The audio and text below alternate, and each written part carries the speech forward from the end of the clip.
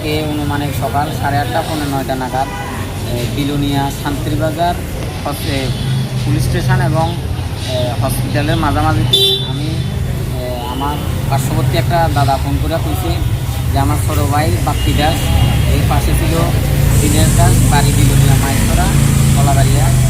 ওই এরা কাজ দনের লেগা বাড়ির থেকে বার হয়েছিল, পিছন দিক থেকে একটা গাড়ি ধাক্কা দিয়া ফালাইয়া দিছে।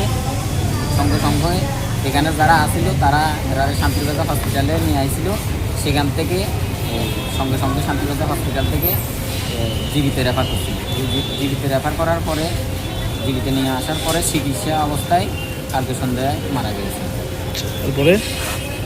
এরপরে বডিটা পরিবারের হাতে আজকে পোস্টমর্টম করে পরিবারের হাতে দিয়ে গেছে। এই যে গাড়িটা অ্যাক্সিডেন্ট করছে গাড়িটা আটক করা গেছে? গাড়িটা যতটুকু আমি এখন অবধি খবর পাইছি এটা শান্তিবাজার থানার হ্যান্ড ওভার করছে। এখন আমি চাইতে আছি যেই ঘটনাটা করছে এই যাতে উপযুক্ত শাস্তিটা পাই। যে মারা গেছে ওনার নাম কি? ওনার নাম হচ্ছে দিনেশ দাস। বয়স কত? অনুমানিক 35-36। বাড়ি কোনখানে? বাড়ি বিলোনিয়া মাইসরা কলাবাড়িয়া। এই কি করতো উনি এমনিতে? এমনিতে মানুষের কৃষি কাজ টাজ করতো, যখন যে কাজ পাইতো তখন এটাই করতো। এর পরিবারের রোজগারের একটাই হয়ে গেল, এটা দিয়ে এর ফ্যামিলিটা চলতো। এখন কি চান? এখন আমি চাইতে আছি হে যাতে সুস্থ বিচারটা পাই, এটাই আমি চাইতে আছি। প্রশাসনের কাছে আমার এতটুকু আবেদন যাতে ন্যায্য বিচারটা পাই।